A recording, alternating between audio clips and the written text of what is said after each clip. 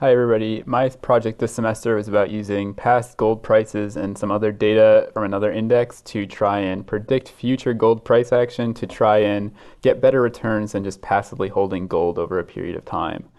So the data I used, the first data set was just contained the gold prices from 1978 until now. I was just using the daily prices in US dollars. The other index I used was the CBOE volatility index from 1990 to now. This is known as the fear index. It's supposed to measure expected market volatility in the stock market over the next 30 days. And I figured that since gold can be used as a hedge in economic uncertain times by some people, that there might be a correlation between market volatility and gold prices. And the techniques that I used were to basically convert the prices into daily percentage gains or losses, standardize them, and then use rolling windows of the past 10 days as features to predict the next day's price. So each day basically had 10 features as a sample, or 20 if you were using both data sets at once. So the questions, can we predict whether the price of gold will go up or down tomorrow based on the last n days of gold price data, and can we use that to achieve better returns? Can we quantitatively try and pinpoint the actual price or price change of gold tomorrow, which is a harder problem? And then finally, can we use information from the CBOE volatility index to try and improve our results even more? And these were all explored. So first off, what I had to do is to label the data based on whether the next day, this is just the gold price data, and I had to label whether the next day had a gain or not. 0 for no, yet 1 for yes. Then from there, I used the rolling window technique to get my 10 features for each day, and then I used classifier models to try and predict whether there would be a gain or not. So I used the first 80% of days as training data and the last 20% as test data. I evaluated my results using a simulator that would try and determine the actual value of a portfolio, starting with an $1,000 initial investment and buying or selling gold on every day depending on whether the label predicted a gain tomorrow or not. I used Gaussian naive Bayes, LDA, and logistic regression for this. We had high p error for all of them, and you can also see in our charts that the blue line is the returns using the model that was created, and orange is just passively holding gold, and we lost to just the passive investment in all three cases, so not good results. From here, I decided, can we change the probability threshold so that we need a higher confidence level in order to sell gold? Because if we sell gold less, there's a less chance of missing out on gains in days, which would cause us to lose out in terms of a passive investment. So what I did was I raised that threshold specifically with LDA. And so you can see here in our confusion matrix that we only chose to sell or not hold gold on 21 days out of a few thousand. But our success rate, or our rate of correctness, was 66% in this time. So only a 33% chance of error. So despite the higher overall chance of error, our returns ended up beating just the passive investment of gold over the time period used.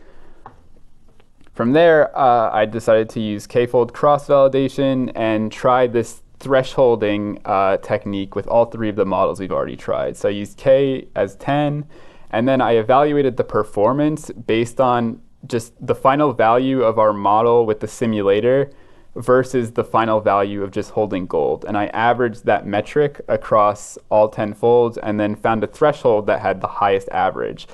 LDA and logistic regression both perform pretty well. Naive Bayes not so much, which I think has to do with the assumption of independence in our features, which doesn't really hold given the premise of our project is to predict prices based on past days, which would imply that the last 10 days could not be independent. It is important to note that even though we got positive average gains over passive investment, it's not always we didn't get gains in all time periods, as you can see on the right. From there, we tried trees and forests. So this is just, we use a similar exercise, just using these different classifiers. We can still use thresholding because we can get probability from a tree as well. Initially it was bad. We were getting major overfitting, just the trees were too big. So when we limited the depth of the trees, we got great results over certain time periods and really bad results over some time periods. But overall, we got a high average return over gold using the metrics we have. Random forest was a little bit more stable with slightly lower gains, but less volatility. And I do like to note that we look at the root node of one of the trees that was developed, and it uses X0, which represents the feature that represents the most recent day's price gain, which suggests that our feature that's most important is the most recent day, which I think makes a lot of intuitive sense. From there, I tried using rolling window linear regression. So basically, first we wanted to quantitatively predict the price, right? So I tried using a moving average to just look at the slope, but this didn't really work. It's a lagging indicator, so that didn't work.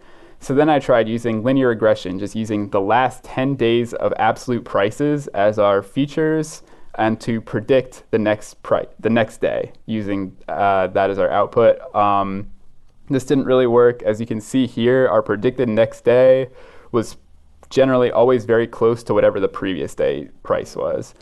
Finally, what I did was I changed to predict the next day's percentage gain. So using the similar features as before, just not scaled. And then use a classifier to hold or not hold based on the predicted percentage gain of the next day. So if it was over a small negative value, we would choose to buy gold or hold gold.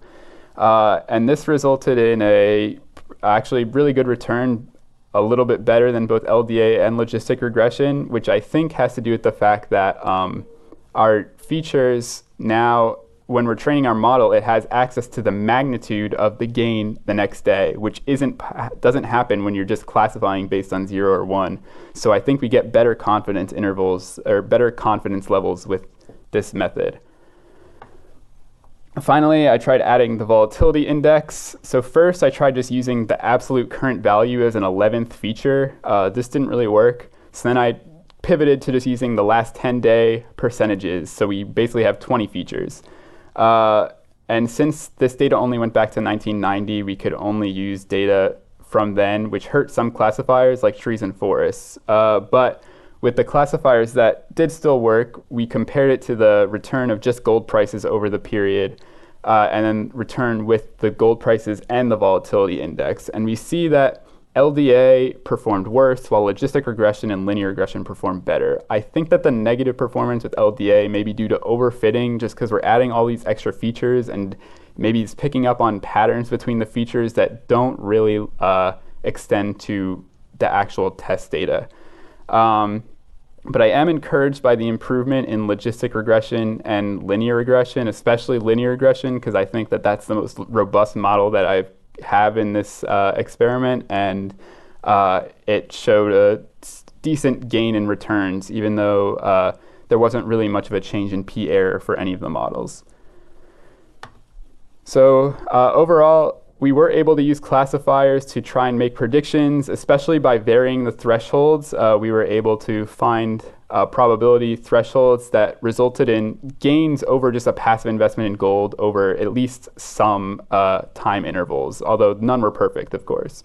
In terms of quantitatively trying to predict the price, that didn't really work well, but we were able to come up with another classifier based on linear regression that I think was potentially the best model that we came up with in this whole experiment. So it was still a useful experiment. In terms of the volatility index, inconclusive results. I think that it does provide some extra data, but it was kind of varied. But I was encouraged by the results. I'd like to try even other data like the S&P 500 or Bitcoin. But overall, I think that this project was a great way of practicing the methods that we've learned in class, and there's a lot to build off of here, and I've learned a lot about this data set that we have. So thank you for watching.